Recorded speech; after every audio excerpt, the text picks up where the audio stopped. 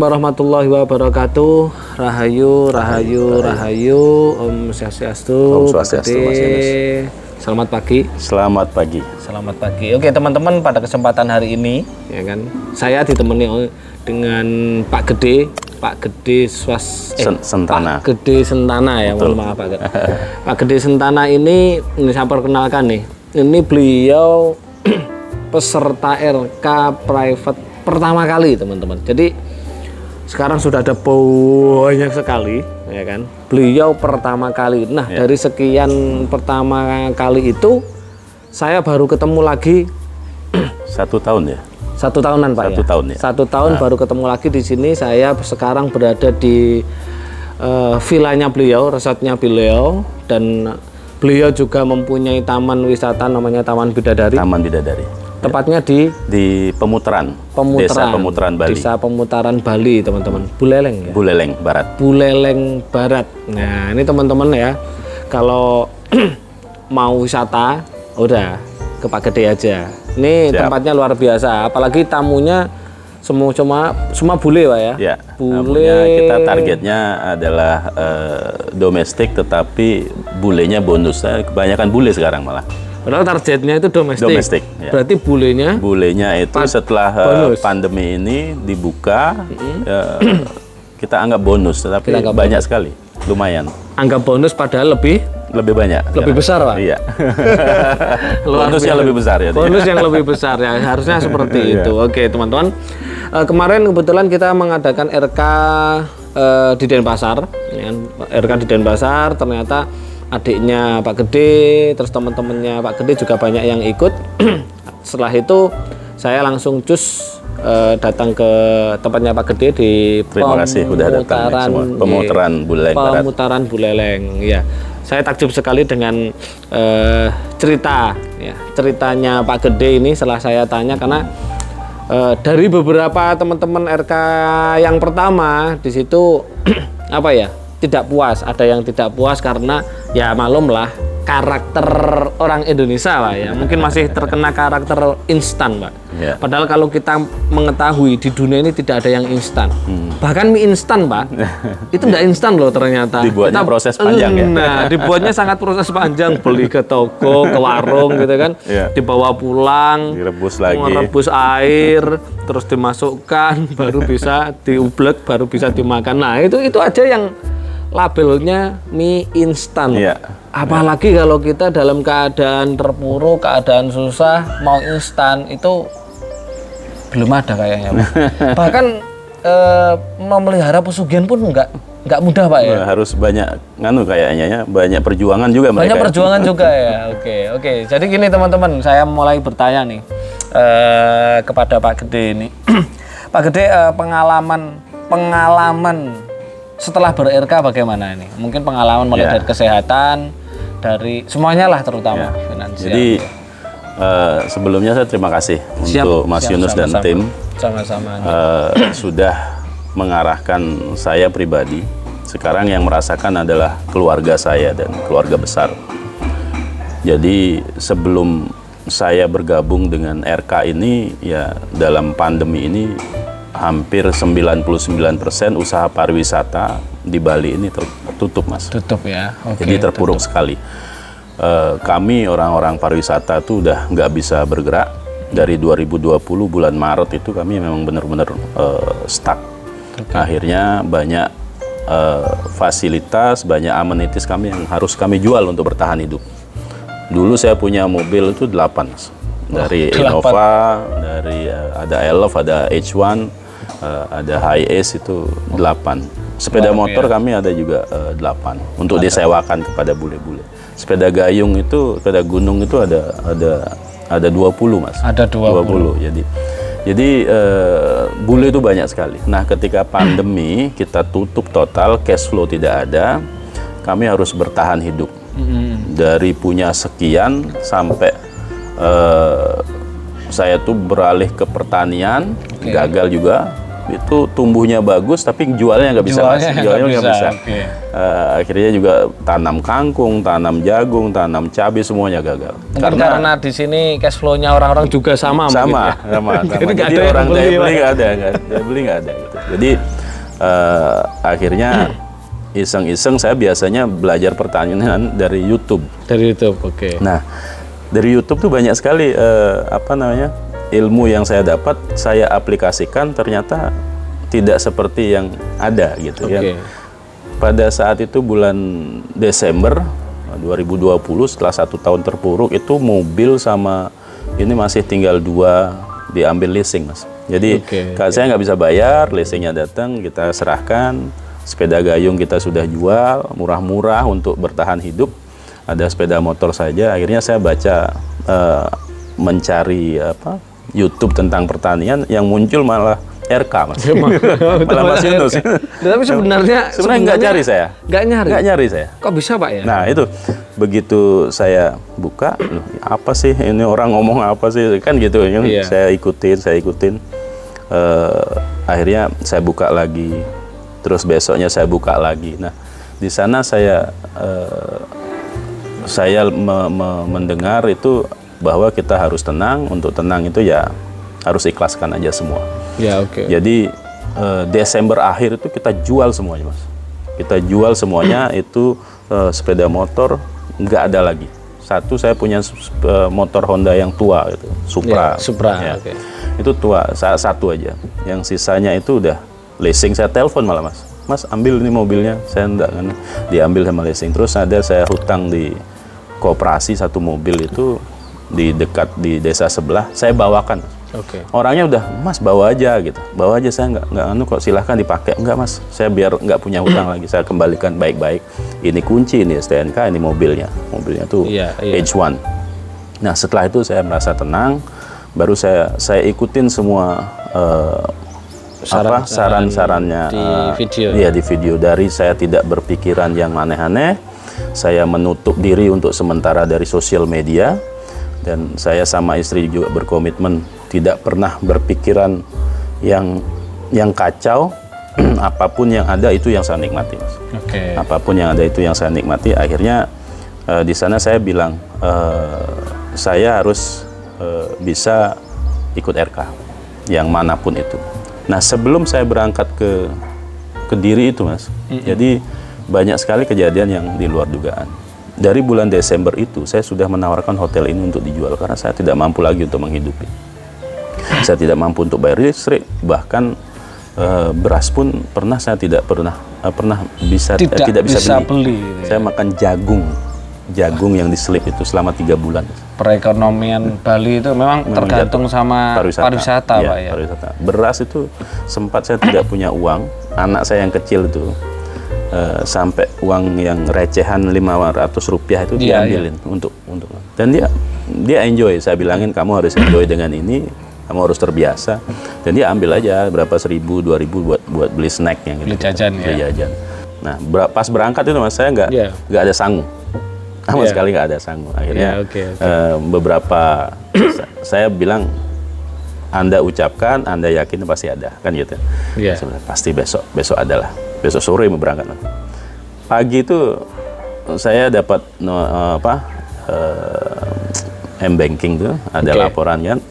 Itu ada dana masuk sekitar 4 juta berapa. Ternyata setelah saya cek email, ada temen yang dari Belanda itu ngirim, saya sudah masukin itu, saya tahu kamu pasti butuh gitu. Jadi nggak banyak kok dari kami, ya 4 juta kan banyak bagi saya saat itu kan. Pada waktu itu benar-benar wah, tertolong sekali. Saya bisa taruh di rumah, saya bisa bawa ke Kediri kan gitu. Nah, setelah sampai di Kediri, Mas, jadi itu saya telepon intens sama pembeli ini. Saya belum melakukan RK, baru saya check-in di hotel. Dan saya serahkan semuanya, saya pasrahkan. Terus ketika saya ikut RK, banyak memang yang saya kira itu banyak mantra, banyak lapalan. Ternyata cuma segini aja tau. Cuma segini aja tau gitu. Jadi gerakannya ini, doanya seperti ini, nggak ribet-ribet pakai bahasa yang tidak saya kenal kan. Akhirnya oh gampang kok gitu. Saya pernah ikut beberapa kali meditasi ya. Ini paling simpel gitu, paling simpel sekali dan tujuannya jelas gitu. Nah di sana saya melakukan RK 2 hari, terus pulang. Saya nggak kepikiran apa-apa. Karena saya capek, mungkin saya ketiduran di bus. Pagi-pagi bangun, saya cerita sama istri bahwa RK itu seperti ini, dan istri juga sangat mendukung, Mas. Jadi sangat mendukung. Dia memberikan janji pada saya bahwa oke, apapun itu saya support semuanya. Jadi luar biasa ya, juga, ya. Jadi kita sama-sama membuat satu perjanjian sama istri yang isinya apa tujuan kita sekarang. Oke, tujuan kita adalah mempunyai banyak uang dan bahagia gitu untuk keluarga. Jadi itu sama-sama kita sepakati, Mas, apa yang 7 hari setelah itu, Mas, setelah RK, setelah pulang dari Kediri. Hari ke-7 saya di rumah, saya ditelepon lagi, dan itu teleponnya juga cuman 15 menit. Mas, saya jadi ambil. Harganya tidak mungkin 20% di bawah kesepakatan, dan bagi saya itu juga masih banyak. Jadi di awal saya tawarkan ke 8, terus saya turunkan ke 7, dan akhirnya kita dealnya di 5,5, Mas. 5,5. Saya ingat itu jenengan cerita ke saya itu ya. Betul, saya ingat, betul. Waktu di tarot itu dan sampean bilang nanti setelah deal Anda jangan menoleh ke belakang. Karena akan ada 8 kesempatan di belakang itu, 8 peluang-peluang yang kan muncul muncul tarot infinity gini ya. Saya ingat itu. Betul. Jadi nanti makanya terus-terusan saya yakin itu. Akhirnya mungkin ya udah, kalau berapapun penawaran pembeli ini saya ambil. Saya yakin pasti ada. Setelah saya tenang, saya tidak punya tanggungan lagi di bank, saya pasti tenang. Dari 5,5 itu saya bayarkan ke bank 3M, sisa 2,5, dan di sana setelah 7 hari dia bilang deal, tapi dia nggak datang, Mas. Dia nggak datang. Saya lakukan RK terus, Mas. Setelah minggu ketiga, jadi hampir 1 bulan itu, dia datang, ngomong sebentar, ayo ke notaris.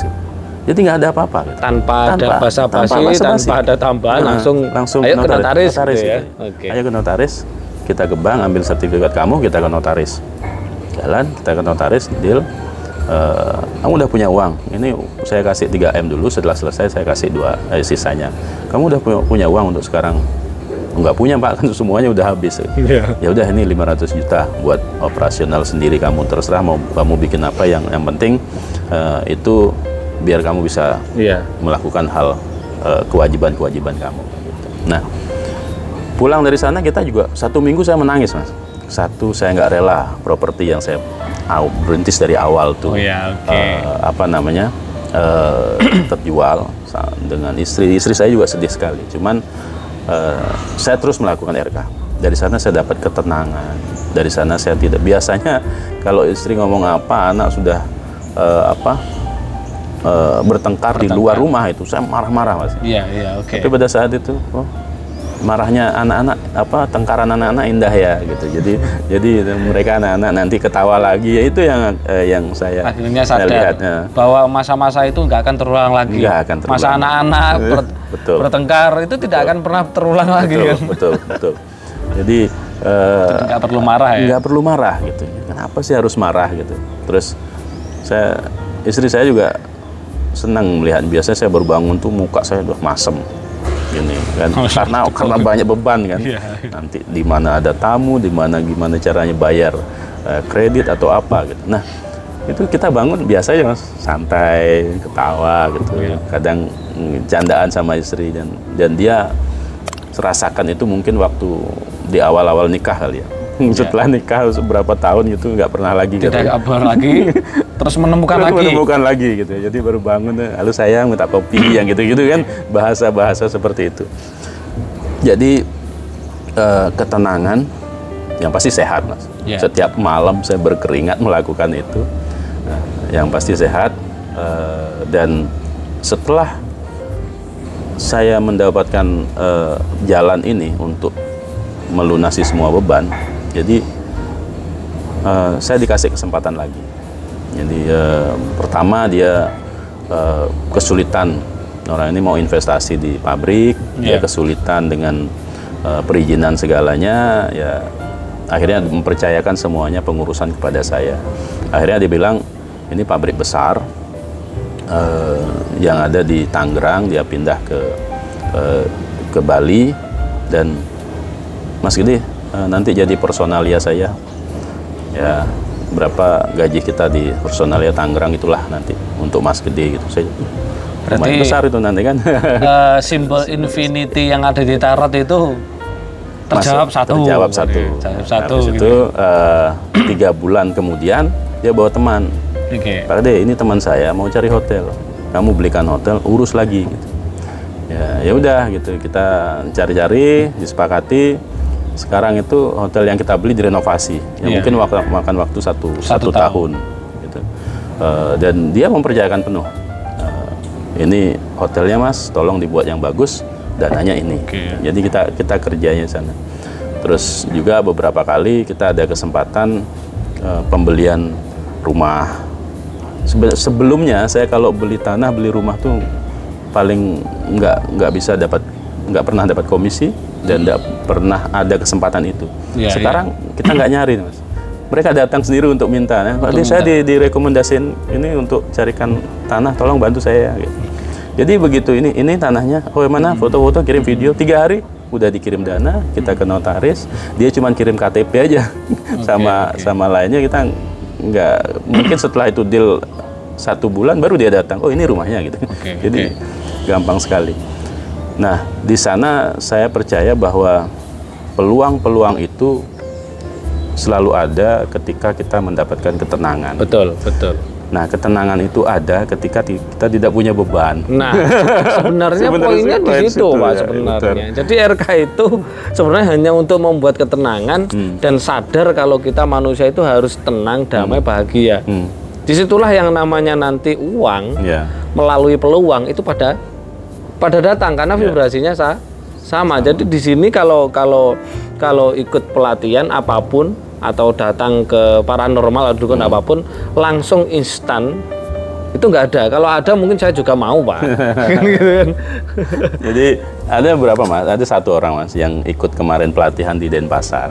Itu teman saya masukin 4 kan. Iya, masukin 4. Saya nggak perlu ngomong. Sebenarnya banyak, cuman mereka minta baru saya daftarkan, Mas. Karena kalau nggak minta saya daftarkan kan nanti kecuali adik saya yang nawarin gitu karena dia terpuruk.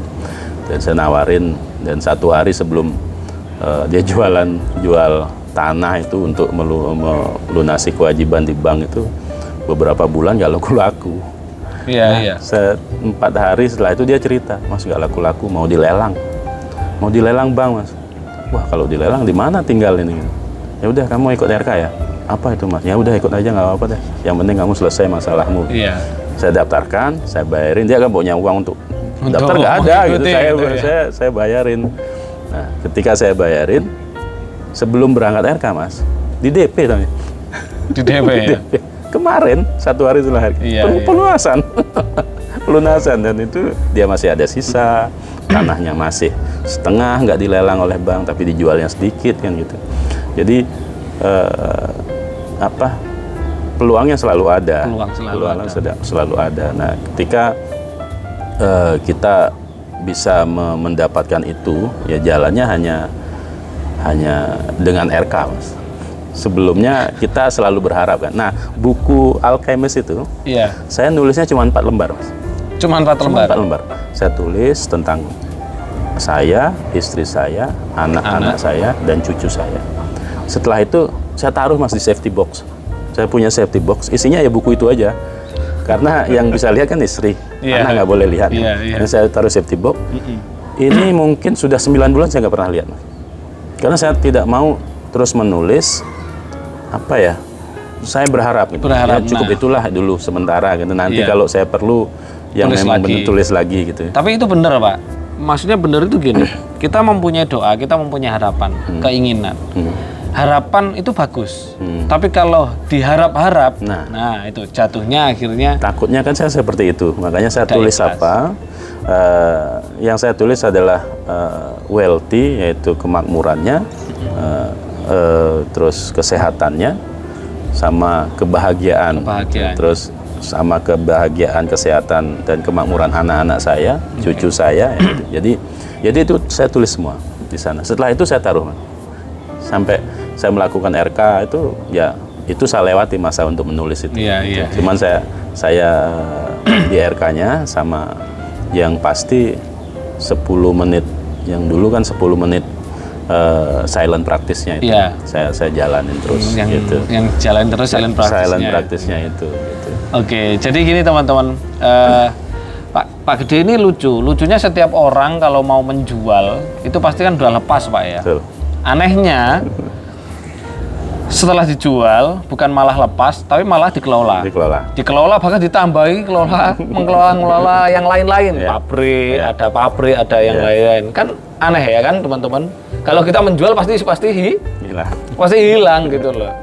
Dan seperti itu. Jadi intinya apa ini Pak Gede dalam menjalani RK ini, soalnya kan yang namanya orang biasanya itu ya ini dua karakternya nggak bagus, yaitu maunya instan, yang pertama, yang kedua malas nih. Nah itu loh. Padahal RK itu paling simpel daripada metode-metode yang lain loh. Mantra nggak ada gitu loh. RK ini sangat simpel. Jadi apa yang harus kita lakukan ketika melakukan RK adalah kita lakukan saja. Masalah proses dan hasilnya kita serahkan aja nanti. Gitu. Jadi yang pasti saya merasa sehat setiap hari. Terus bahagia setiap hari. Dari sana hasilnya itu pasti mengikuti.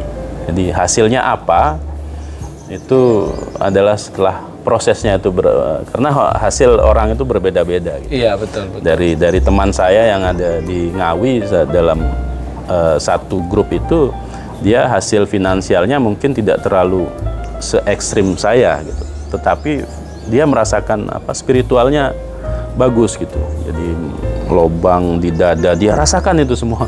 Saya enggak gitu, tapi saya merasakan finansialnya efeknya yang sampai dikira pelihara tuh ya teman-teman. Saya punya teman yang kemarin ikut pelatihan itu Mas. Jadi dia mengantarkan saya ke Gilimanuk. Mau naik bus itu sampai dia ngomong, kok setelah datang dari Jawa nggak ada 3 bulan Pak Gede langsung finansialnya langsung meloncat jauh gitu. Jangan-jangan dia cari pesugihan katanya. Saya baru tembus kemarin itu kata-katanya. Berarti baru tahu kemarin. Selama ini memendam penasaran gitu ya, pesugihan dari mana nih. Betul. Akhirnya setelah dia mau ikut RK, ternyata Mas Yunus yang bikin dia seperti ini gitu.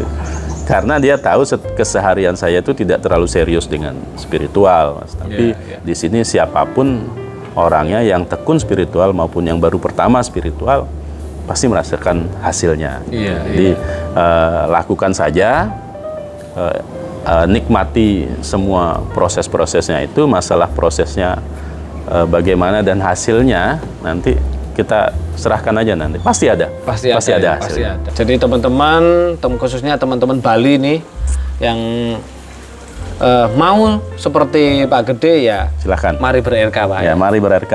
Silakan bila mau komunikasi bisa cari saya kapan saja. Saya masih di Pemutaran dan di Hotel Kubuku. Dan nanti RK-nya juga bisa di sini juga Pak. Bisa di sini. Oke, siap teman-teman. Pak Gede terima kasih. Terima kasih Mas Yunus. Terima kasih dan tim. Diberikan kesempatan untuk ngobrol. Saya juga terima kasih diberikan kesempatan untuk menikmati wisata pemutaran, terus kemarin juga jalan-jalan ke Batu Kursi, Pura Batu Kursi teman-teman di sana itu luar biasa. Semalam saya ketika meditasi di sana, saya bertemu Ganesha bertemu Ganesha di sana dan ada pesan. Cuman pesannya itu nggak boleh saya sampaikan kepada publik dan bahkan kepada pemangkunya nggak boleh. Saya cuman bilang, Mas ada pesan apa? Udah jalani aja di sini nanti ramai semua kok. Saya bilang gitu. Itu pesannya. Hanya seperti itu. Itu teman-teman, terima kasih sekali lagi. Mari kita bareng-bareng menjadi manusia baik menurut diri kita, orang lain dan menurut Tuhan. Oke, saya berharap teman-teman juga bisa merasakan seperti Pak Gede, terutama teman-teman yang sudah satu angkatan ya, satu angkatan, supaya tidak mempunyai mindset instan. Karena mindset instan itu oke, dapatnya instan, habisnya juga instan. Oke, seperti itu. Oke, teman-teman, seperti itu. Jika ada kesalahan dari saya, mohon dimaafkan. Kebenaran semuanya hak milik Tuhan. Saya akhiri. Assalamualaikum warahmatullahi wabarakatuh. Rahayu, rahayu, rahayu. Om Santi, Santi, Santi, Om. Salam, assalamualaikum, salam sejahtera, selamat pagi.